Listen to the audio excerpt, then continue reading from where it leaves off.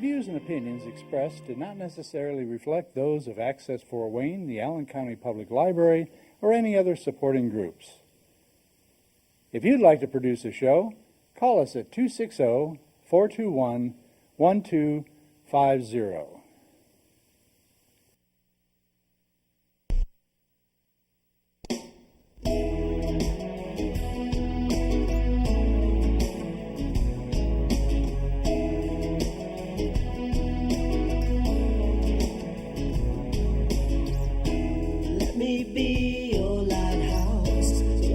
Show you the way. Let me be your shining light. Keep you from drifting away. I'm the one that makes you try. Why, hello there. Good morning, good afternoon, good evening. I love saying that. This is Patty Hunter of Patty's Page. Hello there. To my left is my co-host, John Dickmeyer. Hello, John. Hello, Patty. Oh, good grip.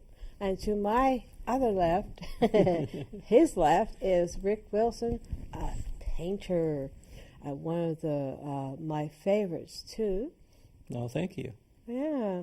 So we are going to ask you several questions today. So, well, what kind of paintings are you really into? Well, let me tell you a little about my background. Okay, where were you born? Okay. Well, I was born in Edinburgh, Indiana, and sounds good. had well, yeah, it does, doesn't it? But yeah, I've had an interest in art since I was in elementary school, and had a very good art teacher, Mrs. Tharp. And she was very encouraging. I think she saw that I had some talent, so she was very encouraging for me. And so. How old were you? Oh, elementary school age, fourth grade. Oh, right. Yeah. That's when you start to get curious about things. Mm-hmm. Yeah. I was very curious about art, and just loved creating. But and it kind of got in the way of my academic studies a little bit, when it's time to study science, I was thinking about art, so. But anyway, fast forward a few years, I end up in the industrial world working for a company, international company, building architectural, aluminum architectural products. So what was your position there? Oh, I worked basically from the bottom up to... you learned from... Yeah. I started in manufacturing and worked my way up into the office, and the final job I had before I was downsized was an application engineer, figuring out how to put hardware in aluminum storefront doors. Wow. So. And you're married? I am. My wife, Sherry, and we have 3 grown children, Christopher, Allison, and Brandon, and they're each grown and married. And they got grandkids? I have 3 grandchildren, yes, all girls. Oh, my stars. Oh, that's marvelous. You come from a part of Indiana that's distant from us here in Fort Wayne. Could you tell us a little bit about that part of Indiana? Oh, sure. Yeah, I'm from, like I said, Edinburgh, Indiana, which is about 30 miles south of Indianapolis, and it borders, one of the bordering counties is Brown County. And so growing up, we spent a lot of time in Brown County, and I would marvel over the art that was for sale in Brown County. And I was always astonished at some of the prices I saw on paintings. Yeah. Oh, yeah. Oh, my stars. So that art was very expensive. But nonetheless, in high school, I ended up getting a part-time job in the summer in Brown County there in Nashville. And on my lunch hour, I would go out and watch some of the artists paint. At that time, they had artists out painting on the street. Wow. And this was in the early 70s. And so... many moons ago. Yeah, giving my age away. But yeah, that really struck me, and I was just amazed at watching these artists put paint down on canvas, and it ending up looking three-dimensional. So back in 2003, I was downsized from the company I'd worked for 29 years, and decided that I was going to do fine art for a living. One of my dear friends, and I've been friends with him for a long time, he's an internationally acclaimed artist, C.W. Mundy. Oh, I've heard of him. Yes, he's very well known. He took taught me you? under his wing, and he taught me the business of art. He taught me the science of painting And you had the design. talent to begin with, so. Well, I think he may have recognized that I had the passion and the design, or not the design, but the passion and the talent to do this. So what school was he? What genre? American Impressionists. Yeah, he's one of the top, most important living artists in America today. And so he took me under his wing and taught me the design and business side and such. And so I really do owe my career to him. So I want to give CW a big thank you. Kudos. So after spending some time with CW and experimenting with different styles, I realized a few years ago that whenever I would visit museums, the first place I would go would be to the areas that show the historic art of the Barbizon period and the Hudson River period. Barbizon being the French and Hudson River being American. I thought Barbizon, it did sound a wee bit like French, eh? Yeah. My dad was born in Montreal, so that we know a wee bit of. Well, the Barbizon is a precursor to Impressionism.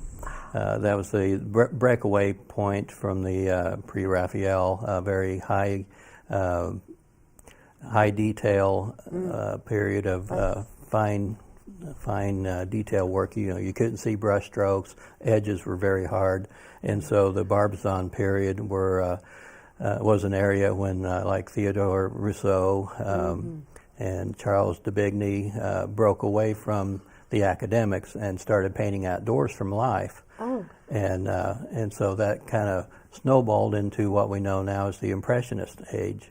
And so the Impressionist era hadn't really fully taken off, so the really abstract part of Impressionism hadn't taken hold yet. So this is kind of the beginning of the Impressionist era. So the paintings are still fairly tight as far as detail goes, but and hadn't developed a really broad. It should evolve. Yeah. Like Monet, for instance, was one of the early Barbizon painters that evolved into the Impressionists. What year was Monet? Claude Monet. Yeah. And so I think the audience knows, his style later in life became very abstract and suggestive. Oh. So, what is your basic? Okay, my basic style would tend to lean toward the Barbizon and Hudson River. Those are schools that were basically in the same time period, 1840s to 1880s, 1890s. Before my time. And mine.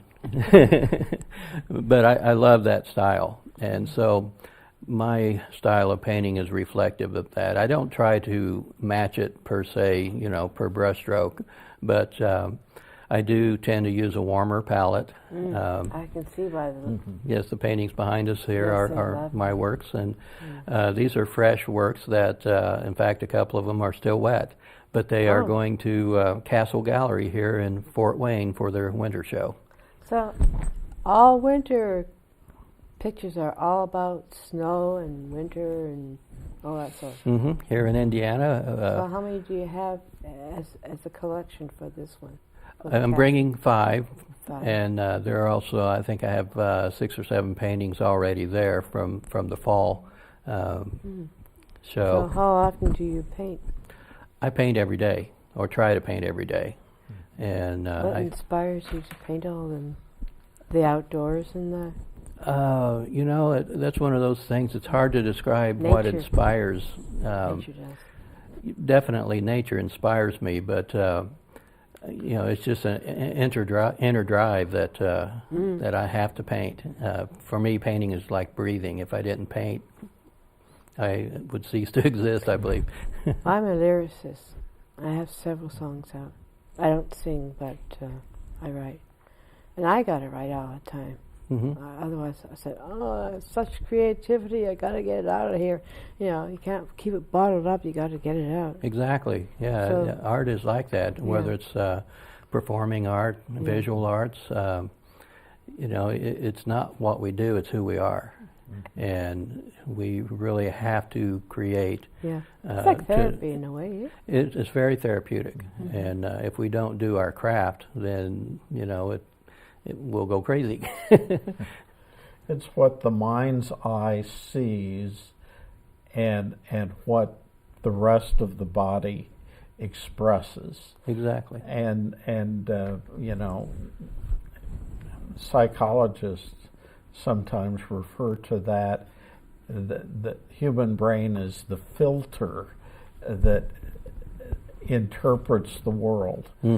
And what's so wonderful about visual art is, and particularly of the period that you paint, is that isn't exactly the world that I would see if I go out to the same place as you've been. Oh, yeah. But it's what you have seen and how you've interpreted it, and it's wonderful. I belong to an organization here in Indiana called Indiana Plein Air Painters Association.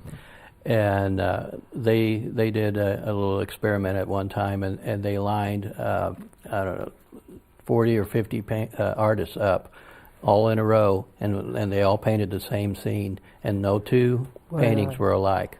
And that's the beauty of art, is that it's a personal thing, and when the collectors are buying a person's art, they're buying that person's soul. They're buying a piece of that person. A window. Yeah, you're buying into that person. Let's look at these paintings. Would you like to start describing some? We're going to be describing with the dear laddie Rick is going to be talking about his own paintings. Yeah, all of these paintings were done fairly recently within the last couple of weeks. But these were all painted. Most of them are local scenes to me. In fact, this one that you're seeing now is in near Greensburg, Indiana. So that would be in Decatur County.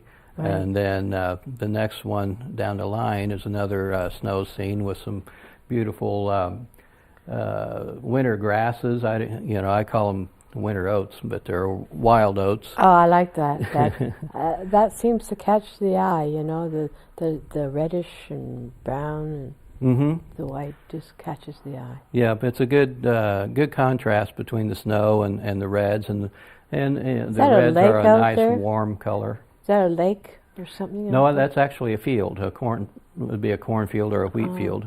You could interpret it as a lake or as a... It could be. The way the grass grows throughout the snow, like on the beach or something like that. Well, that's another neat thing about art is, it's not my job to tell you what to interpret. Every individual that looks at this sees something in their own mind, and that's the beauty of art. You make it your own that way.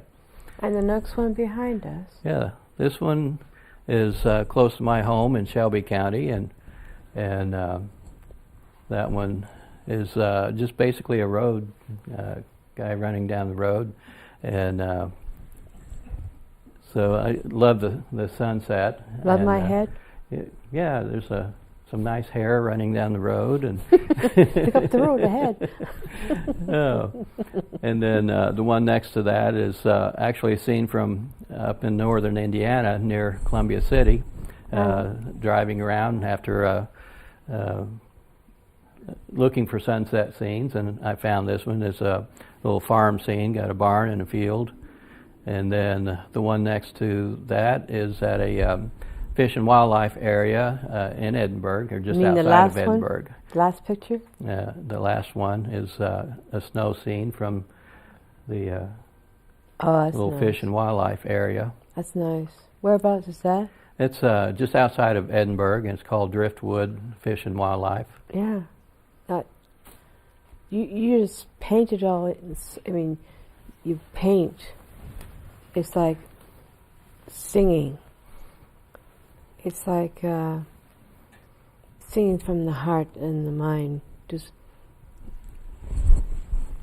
You said you were a singer before I. You were a singer, right? Mm-hmm. Yeah, I was. Okay. Well, I was born into a musical family. My parents played bluegrass music. Bluegrass. Yeah, Yay, the fun cool. music. And so I was surrounded by music all my life. And then when I was a teenager, around 14, I met some guys at Bean Blossom, Indiana, which is a bluegrass mecca. Yeah. And the Bill Monroe's property there in Bean Blossom. And I met three brothers that were playing, and they were short a bass player, and I could play bass at the time. Right.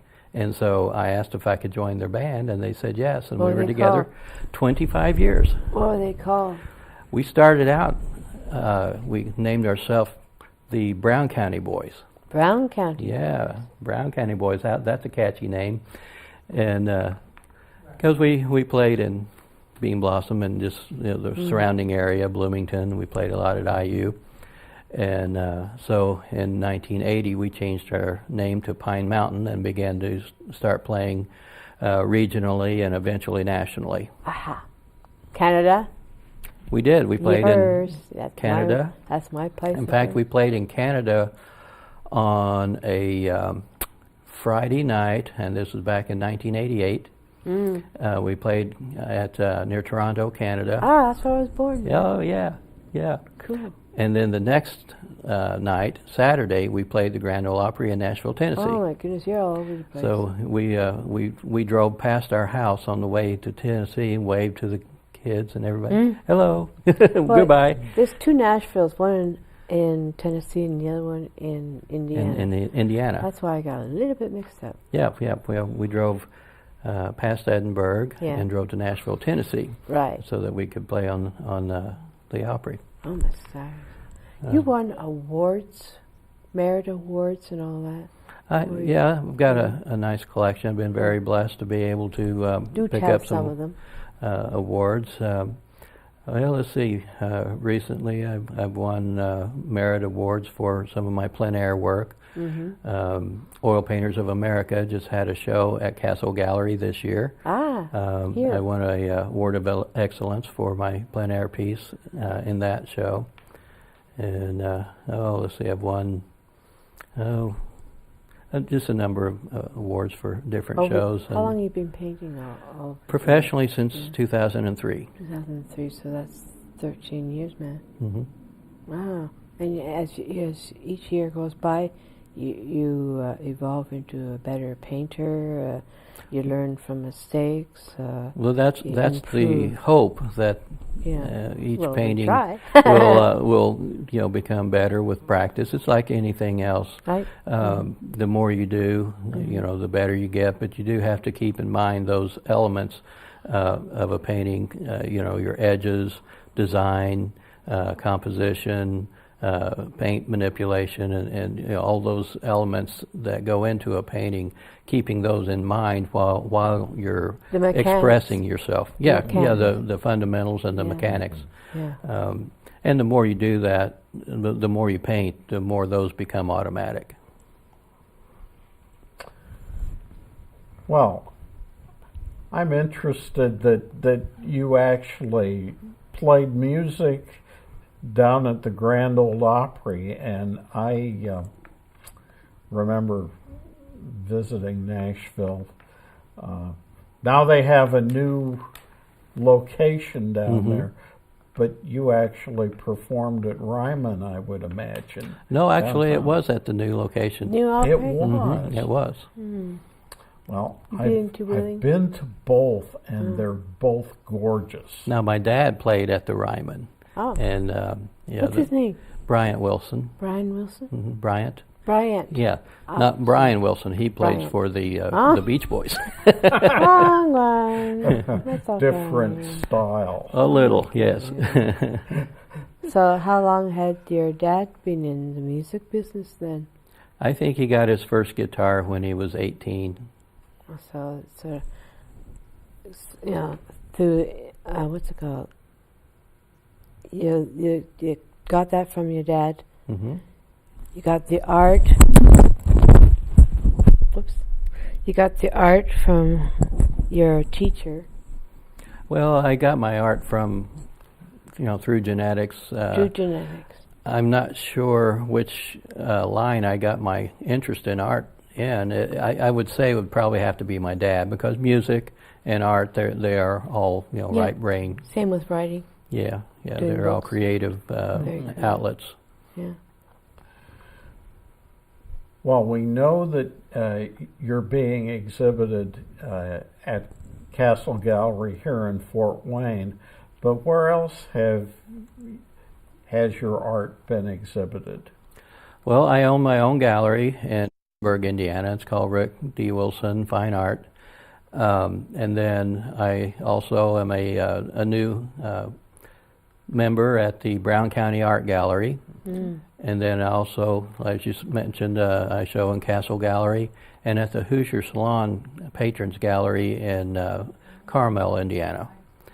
And speaking of Brown County Art Gallery, I've got an exhibit going there now, and it's called The Nature of Art, Painted Parks. Oh. I spent the last 2 years painting all of Indiana's state parks. Oh, that's beautiful. As part of the Indiana Bicentennial. And so it's an official Indiana Bicentennial legacy project. Touring all over the nation. All over the state. They're state parks. Mm. And so painted all 24 state parks in different seasons. And so there's a total of 70 paintings on exhibit now. It was on exhibit earlier this year at Castle Gallery, and as well as Richmond Art Gallery or Art Museum, who is the main sponsor of the event. And so it'll finish up. It's after Brown County. It'll go to Cope Environmental Center, which is a state park educational center. Right. And then it'll finish up in March at Indiana Landmarks in Indianapolis. Wow. No rest for the wicked, So it's it's touring the state as part of the bicentennial Does the celebration. wife go with you all the time? I'm sorry? Does Sherry go with you? Sometimes. Yeah. Mm-hmm. That's a lot of traveling. It is, yeah. Also, with you painting, how many pictures, paintings have you done over all the year? Oh my! I generally paint somewhere in the area of 100 paintings a year. Uh-huh. And so, 13, over the last 14 years, 1,400 paintings. Yeah. Wow. Do you sell them? Oh yeah, that's what I do for a living. That's my. We can't mention prices or anything like that, but are they way expensive? They're medium range price. Medium range. Yeah, That's good. they're competitive with other artists in Indiana that's at a similar level in education and experience. That's good. Where do you get these frames? Some of them I buy from wholesalers. I tend to paint in standard sizes, and so I buy ready-made frames. Do you make them? I do make frames. I have a wood shop, and I made a lot of the frames for the state park exhibit. Right. Cope Environmental gave me a huge stack of walnut wood, and I was able to use. No, none of these frames are my handmade frames. But if you go to the state park exhibit, you will see some of the frames. It's worth mentioning that with this particular style of painting, the frame is everything. If you pick the wrong frame, Boy, was it that can, sort of it can destroy the presentation. I put a lot of effort into making sure that the frame and the painting work together well Yes. as a package. So that, yes, that's beautiful. I liken that to a performance on stage. If you were performing the Nutcracker and you had a stage set up for, say, Oklahoma, the two just wouldn't work together. And so the frame is the stage and the painting is the performance. And I I went and saw the Nutcracker Suite several days ago. It was very. That's art too. That's Yes. just beautiful. it's a beautiful play. You're an artiste. It's in your family and singing and everything like that. You're really, really talented and really, really gifted. You're very blessed. Well, thank you. I am very blessed, and I'm very thankful for the gifts that I've been given, and very thankful for the family environment that I was raised in. I had a nurturing family, and very thankful for that. They didn't hold you back. You just said whatever you. Exactly. That's cool. Yeah. What are your goals for the future in art? Well, I definitely want to continue improving, experimenting with my art, and trying to get better. I mean, that's a continual goal. My next project that I'll be working on once the Indiana State Parks exhibit has run its course is I'll be doing paintings of all of the Indiana State historic sites. And my plan for this exhibit is to do larger paintings of Murals? Pardon me? Murals? Well, not mural size, but larger, 30 by 40 size, or maybe a little larger, of narrative paintings. In other words, I would paint the historic site as if it were painted in its time in history, and have a story painted into each one. We have a lot of historical buildings here. You should check it out. I mean, some are really beautiful. Oh, I definitely will. Definitely. Yeah, the scope of this project, it'll be probably a 4 or 5 year project, and all of the sites that will be painted are sites that belong to the Indiana State Museum, and I'll be talking with the State Museum about different details of the exhibit. So they sponsor you. Well, Donate. we're talking about that. All right, Yeah, all right. Yeah, I can't say anything about that just yet. This show is gone by really quickly. We got less than a minute left. Oh my stars! Next week we're going to be having part 2 of this show. Part 1 is us talking to the dear laddie Rick Wilson with John Dickmeyer.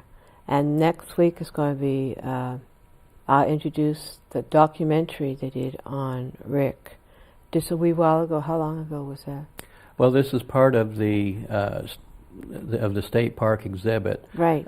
Richmond Art Museum funded a documentary of the exhibit and the process of painting the exhibit, and so.